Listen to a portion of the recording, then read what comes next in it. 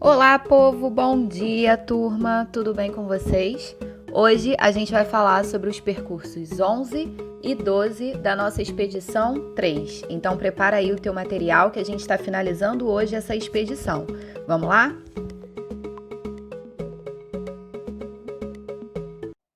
Bom, primeiro a gente vai falar sobre o que são os BRICS, né? Nesse percurso a gente vai falar sobre os BRICS e o comércio internacional.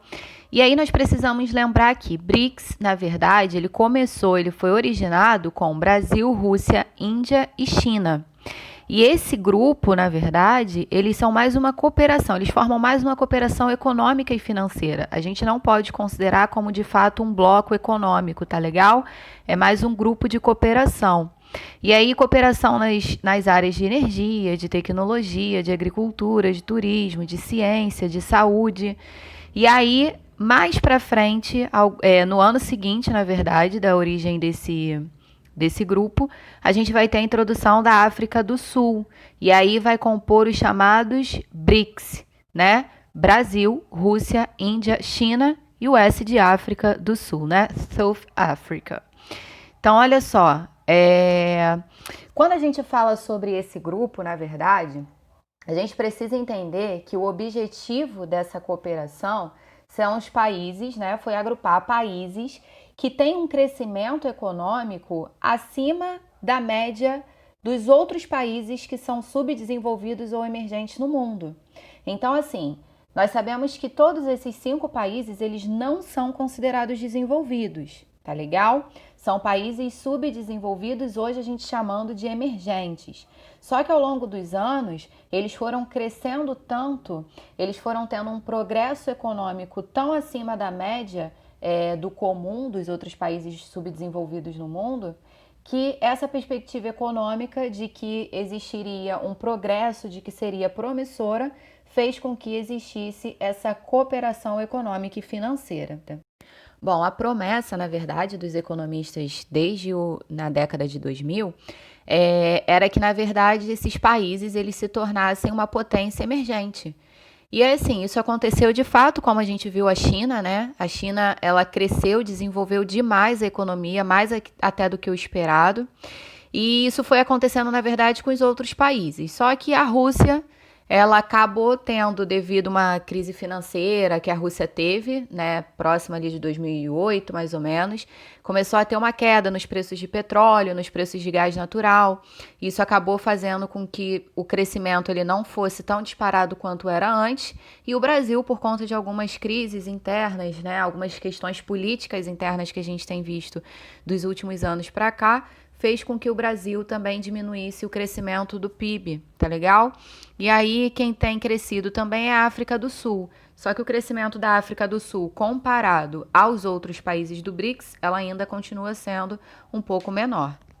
Bom, quando a gente fala sobre os indicadores sociais, toda vez que a gente estuda sobre um país desenvolvido, sobre um progresso econômico, né, sobre alcançar esse desenvolvimento mundial, econômico também, a gente tem que lembrar que para um país ser considerado desenvolvido, além da questão econômica, além de um desenvolvimento e de um crescimento econômico e de um progresso no PIB, esse país ele também precisa ter indicadores sociais que sejam favoráveis e que sejam bons para que ele seja considerado de fato um país em crescimento e desenvolvido.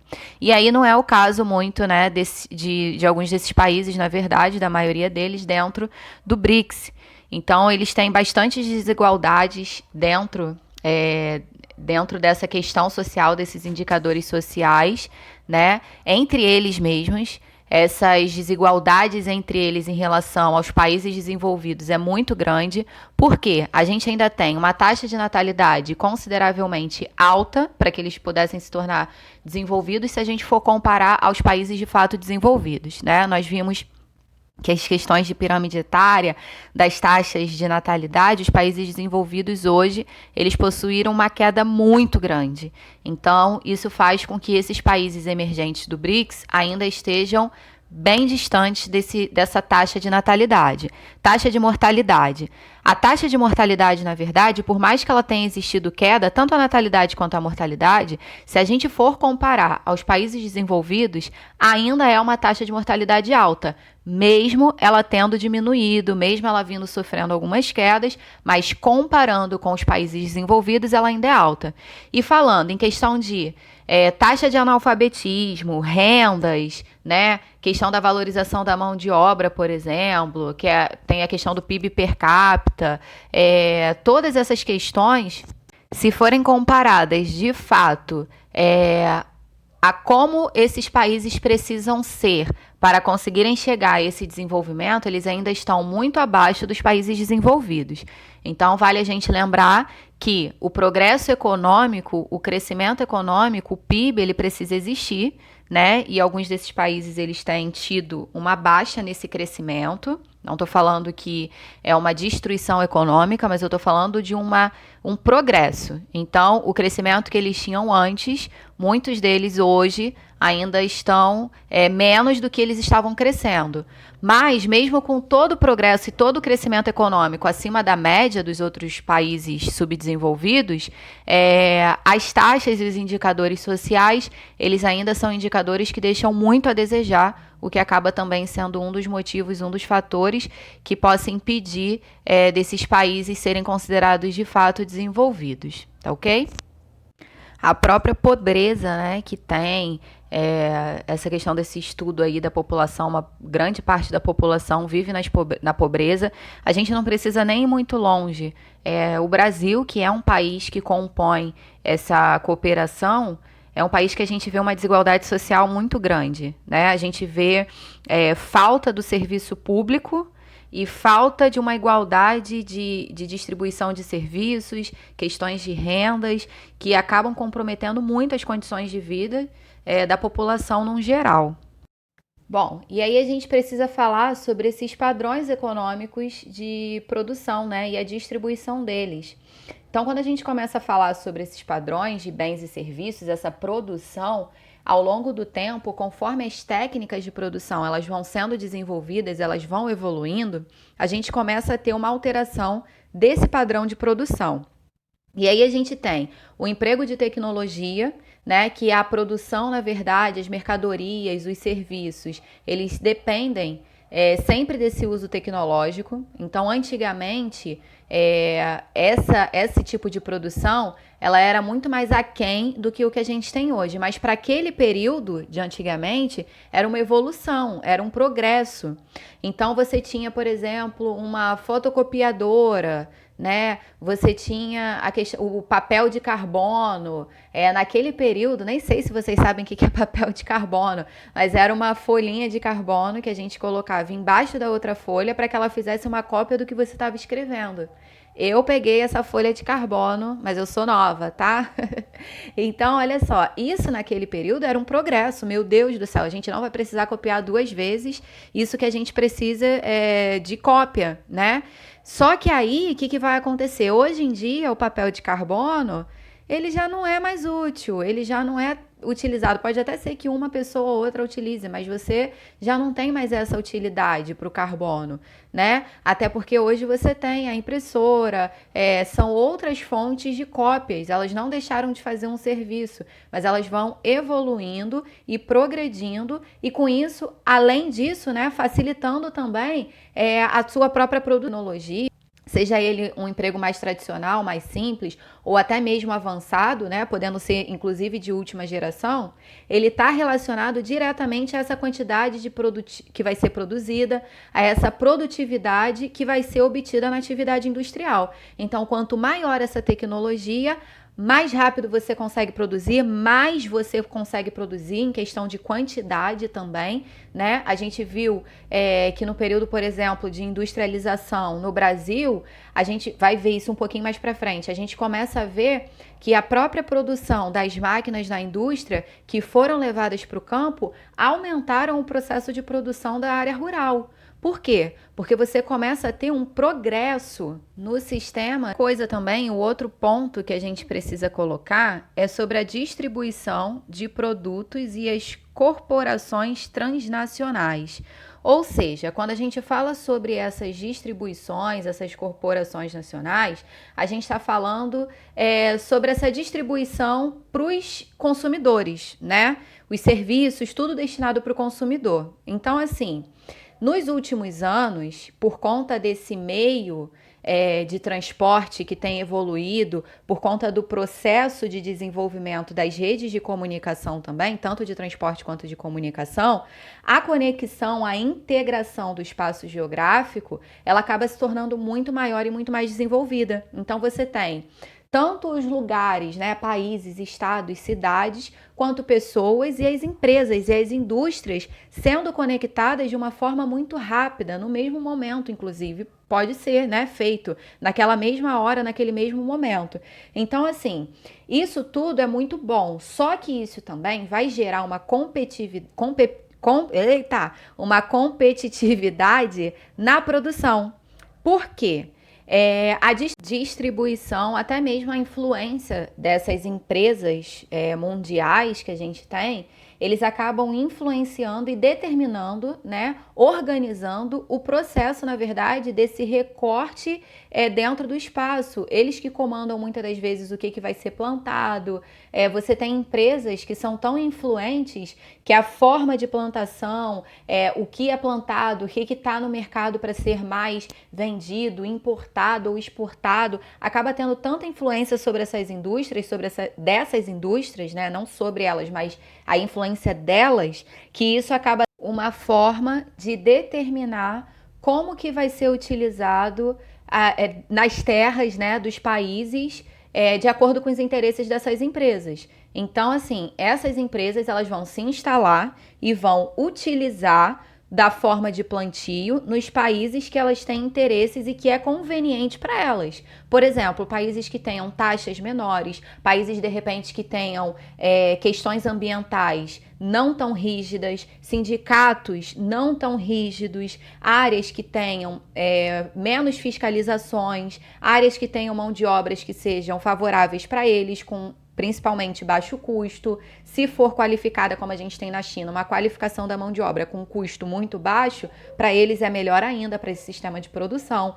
Quando você tem, por exemplo, recursos naturais que vão poder ser explorados, são recursos, produtos, matéria-prima que é interessante para aquela corporação, que é interessante para aquela empresa, é ela quem domina e estabelece naquele território daquele país. E o terceiro ponto que a gente precisa destacar é o intercâmbio comercial. Bom, quando a gente fala de intercâmbio, se você faz inglês e vai fazer um intercâmbio, você vai para onde?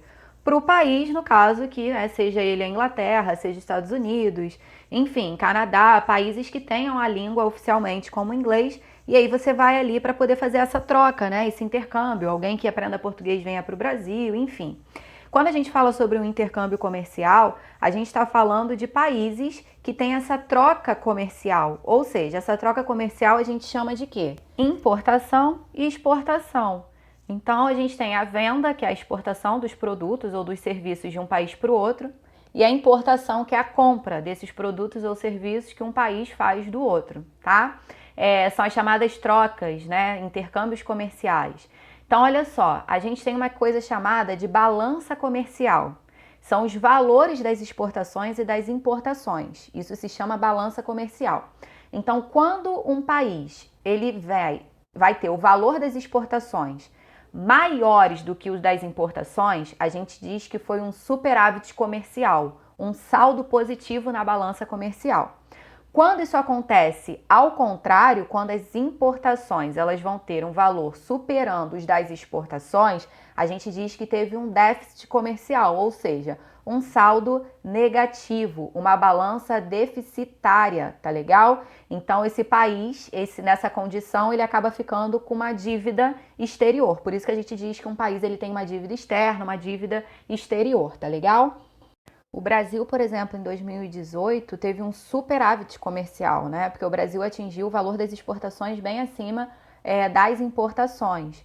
Então, assim, o Brasil, ele tem comércio também com os BRICS, né? São corporações comerciais também, econômicas, financeiras. Então, o Brasil tem aumentado bastante esse comércio com esses integrantes dos BRICS, né? A China, por exemplo, é um dos maiores parceiros comerciais do Brasil. Os Estados Unidos também, apesar de ter caído um pouquinho essa parceria comercial, mas ainda continua, né, tendo uma parceria de comércio entre Brasil e os Estados Unidos. Então, o Brasil, por exemplo, ele tem uma troca comercial maior com os Estados Unidos do que, por exemplo, com a Rússia, que é um país, né, ou a África do Sul, que é um país do BRICS também, que faz parte desse grupo financeiro e econômico junto com o Brasil. Bom, agora no capítulo 12, no percurso 12, a gente vai falar sobre a distribuição da indústria e os capitais estadunidenses e chinês no mundo e no Brasil. Bom, falando sobre essa revolução que aconteceu no meio de produção, que foi a implantação das indústrias, ela vai ter algumas fases. A primeira fase vai ser a pioneira, né, que é a Inglaterra, onde você vai começar a ter os surgimentos dessas indústrias, dessas fábricas, e aí o principal elemento, a utilização de uma fonte de energia vai ser principalmente o carvão, e você começa a ter as máquinas a vapor, justamente pelo carvão ser essa fonte de energia, e o sistema de transporte que vai estar, a rede de transporte que vai estar fazendo gerar, na verdade, contribuindo para esse desempenho na produção é a ferroviária. Bom, na segunda fase, a gente já começa a ter o petróleo como uma fonte de energia principal, e aí você começa a ter a fundição do aço, o início da tecnologia de comunicação sendo introduzida nessa fase, né? Vai ser o início dela, vai ser o começo da introdução dessa era tecnológica de comunicação para começar a se expandir. E aí é na terceira fase, de fato, que a gente inclusive chama de revolução técnico-científico-informacional, onde a gente vai ter um up dessa tecnologia, principalmente na área de pesquisas, de comunicação, onde você começa a ter computadores, internets, a biotecnologia, a robótica. E aí a gente caminhando para uma quarta fase, que é onde você tem o ápice desse desenvolvimento e dessa evolução na área tecnológica, tá legal? Mas principalmente aí, ó, dando ênfase a essa terceira fase, que é onde você começa a ter a maior integração de território, entre pessoas, entre comércio, o que vai ser proporcionado pela própria rede de transportes, pelas redes de comunicação, as corporações multinacionais. Você começa a ter indústrias se estabelecendo em outros locais. Às vezes você tem um escritório de uma das empresas no seu país de origem e aí várias filiais espalhadas pelo mundo. Isso tudo é uma conexão da globalização que vai permitir ter essa interação através dessa terceira revolução industrial. Bom, vale lembrar também que essas indústrias, elas se instalam em lugares que vão ser atrativos para elas. Então, por exemplo, lugares que você tenha questões de energia para essa produção, vias de transporte, para poder transportar tanto a matéria-prima ou o produto final. Então, essa questão é o que vai fazer com que essas indústrias acabem concentrando nesses locais, né? Então, os fatores mais tradicionais seriam esses: vias de transporte, matéria-prima, principalmente o transporte para escoamento dessa mercadoria, o próprio mercado consumidor, né? A fonte de energia são os fatores, na verdade, principais e tradicionais que acabam atraindo essas indústrias e desde o primeiro momento da primeira e da segunda revolução industrial, fazendo com que elas se instalem nesses lugares, tá? Sendo os fatores locacionais. Bom, a gente precisa falar também sobre a indústria brasileira especificamente, fatores que vão favorecer, né, que favoreceram essa industrialização no Brasil. A gente precisa falar que antes do Brasil ter o processo de industrialização, o Brasil tinha exportação e produção de vários tipos de produtos, mas naquele momento o principal produto, que era o que mais aumentava, dinamizava e fazia progredir a economia brasileira, era o café. Então o Brasil exportava muito café. Só que a gente vai ter, nesse período de 1914 a 1918, a Primeira Guerra Mundial e de 39 a 45, a gente vai ter a Segunda Guerra Mundial. A Primeira Guerra Mundial, ela vai ser essencial, vamos dizer, entre aspas, né, para mudar o cenário da economia brasileira, da produção, porque o Brasil, ele exportava muito café. E aí muitos desses países que compravam café do Brasil eram países da Europa, países que tinham se envolvido nessa guerra, nessa primeira guerra. Então, assim, gente, independente de quem ganha ou de quem perde a guerra, se o país ganhou ou perdeu, de qualquer forma, o lado político, o lado econômico dele, ele vai ser machucado, porque ele está destinado para a guerra, né? Então, querendo ou não, isso mexe muito com o país. Então, esses países, eles vão diminuir as importações, incluindo a diminuição do café. Alguns vão deixar até de comprar, de importar por um tempo esse café do Brasil. E aí isso é muito ruim, porque imagina, você está vendendo uma quantidade daquele produto. Imagina que você tenha uma loja e aí você lucre 50 mil por mês. E aí, do nada, esse lucro caia para 25. Por mais, independente de ser alto ou não o lucro, ele teve uma queda muito brusca. Então, um país, quando ele tem uma queda na produção econômica desse jeito, ele precisa rapidamente contornar essa queda e essa diminuição, na verdade. Então, é o que vai acontecer com o Brasil. O café deu muito lucro para o Brasil e existia parte desse lucro que estava guardado, né? Parte desse lucro do café, ele ficou guardado aqui no Brasil. E aí, quando você tem essa queda das importações, na verdade, das exportações do café, importações por outros países, quando o Brasil ele diminui a venda do café, as exportações, a gente precisa pensar num plano B, para não deixar a economia ser tão abatida assim com a queda das vendas desse produto que era o produto principal de dinâmica econômica naquele período. Esse seria o quê? A gente precisa trazer um desenvolvimento industrial para o Brasil que ainda não existe, esse progresso e esse desenvolvimento de fato.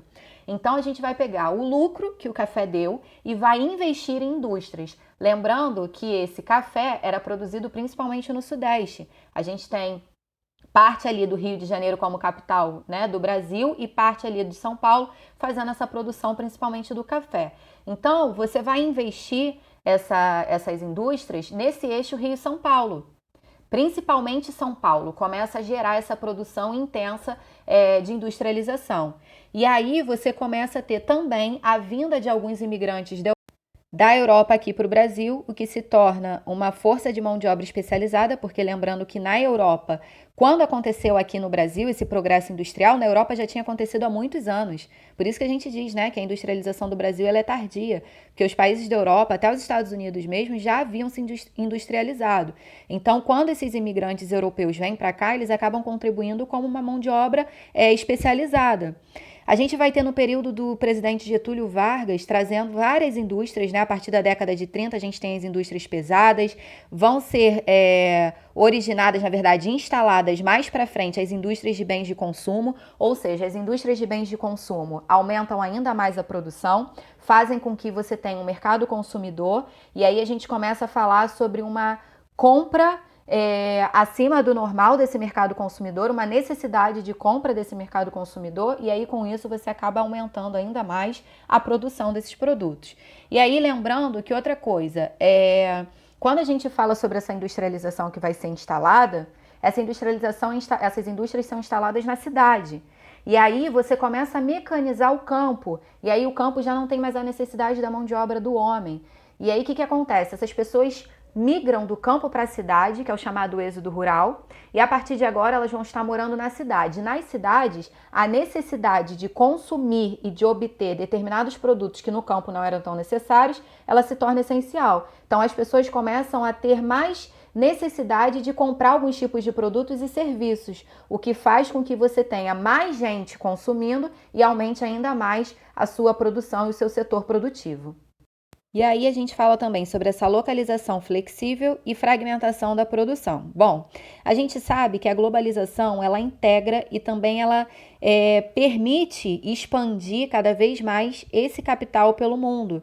Então, você começa a ter várias indústrias se instalando no que a gente chama de um regime flexível de produção e do próprio trabalho, ou seja, lembra que eu falei para você que as indústrias elas se instalam no lugar que vai ser favorável e que atraia mais o modelo de produção delas? Então, você acaba trazendo uma dispersão espacial da indústria pelo espaço geográfico no mundo. Então, uma empresa ela não se limita mais ao próprio território dela, do país de origem. Ela pode simplesmente ir para um lugar onde a mão de obra seja mais barata, onde a fonte de energia e transporte seja mais favorável, onde, por exemplo, os recursos naturais para ela explorar sejam muito melhores do que no próprio país.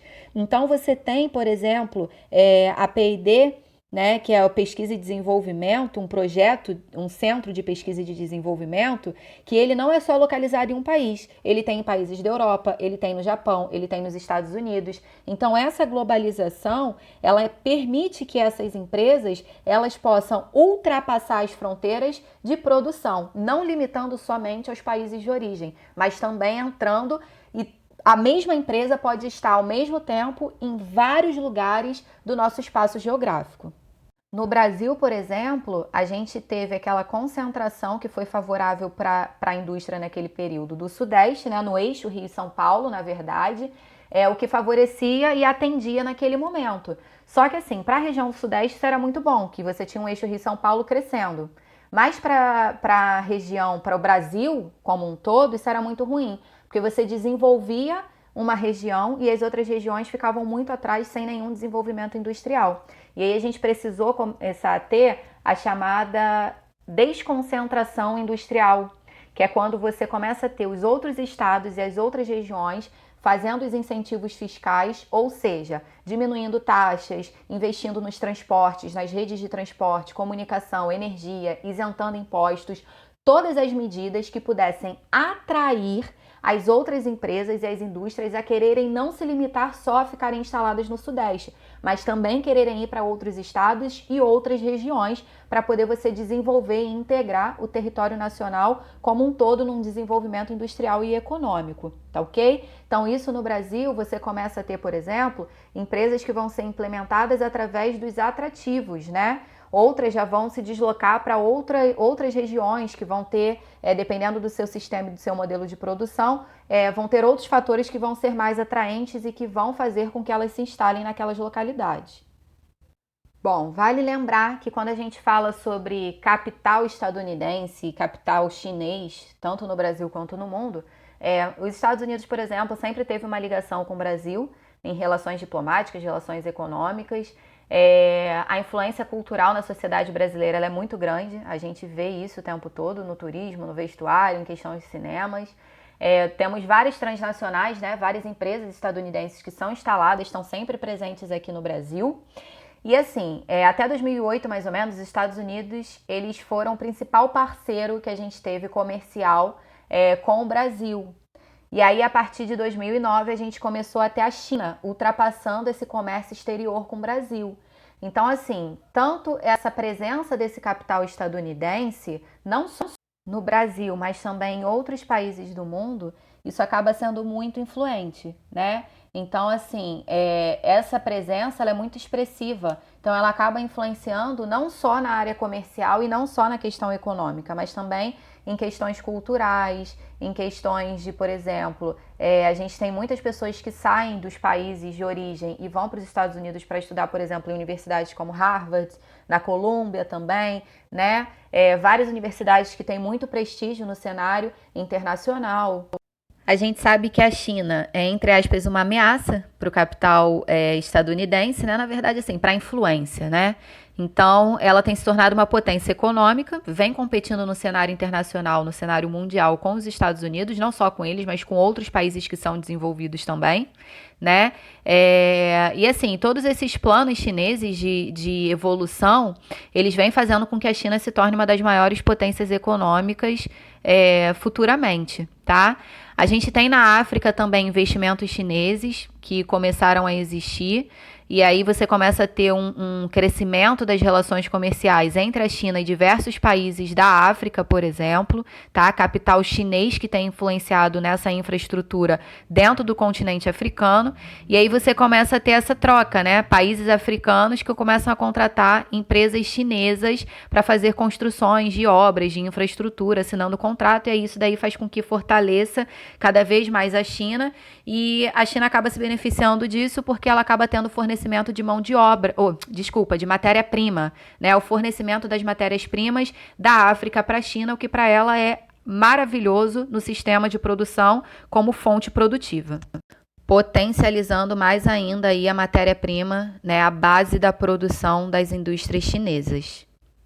Eu coloquei para você uma curiosidadezinha sobre os modelos de produção, só para a gente poder entender como que foram evoluindo, tá? Fiz esse mapinha aí para você sobre os modelos de produção, onde a gente vai encontrar o Taylorismo, o Volvismo, o Toyotismo, o Fordismo. Só para você identificar, não tem no livro, mas é só para você poder identificar quais são os nomes, né, desses modelos de produção. O Fordismo, ele é caracterizado por uma questão de esteira de montagem. A gente tinha uma esteira onde os produtos iam passando e cada funcionário tinha a função, uma única função para fazer sobre aquele produto. Então, se o cara pintava, ele só pintava. Se o cara precisasse fortalecer um parafuso, ele fazia o mesmo movimento o dia inteiro, fortalecendo um parafuso. A gente tem o Toyotismo, que é o chamado Just in Time. Ele trabalha sem estoque, tá legal? A produção ela é feita a quantidade necessária para se vender no momento. O Taylorismo, ele na verdade foi quem esteve, né, no início, aí bem no começo também, especificando uma atividade por pessoa, né? Por isso que eu falei ali no Fordismo, quando a gente começa a trabalhar com a esteira, ela já é como se fosse, na verdade, uma modalidade de produção que vai ser criada a partir do Taylorismo. Então, no Taylorismo, você acredita numa especialização de tarefa. O trabalhador ele só desenvolve uma única atividade. No Fordismo, você começa a partir disso também. E aí a gente começa a ter a instalação de indústrias de automóvel, como a Ford, por exemplo, né? Tendo uma especialidade na função e na instalação de esteiras. E aí não tem um fim na linha de montagem. O produto ele vai ser deslocado pela esteira e vai ter, o trabalhador vai desenvolvendo a sua função, tá? A função específica a ele. E nós temos também o Volvismo, que foi no final aí um novo modelo também para conseguir organizar, para gerenciar. E aí você começa a ter, na verdade, um investimento no trabalhador. E aí você começa a ter treinamentos e um aperfeiçoamento desse trabalhador para que ele consiga produzir ainda mais e ainda melhor. Bom, galera, por hoje é só. Finalizamos a nossa expedição 3. A nossa atividade de hoje é a folha-tarefa. Não deixem de fazer, tá legal? Vai ser aí bem importante para você estar estudando para o T3. Boa semana, bons estudos e até a próxima. Beijo, beijo!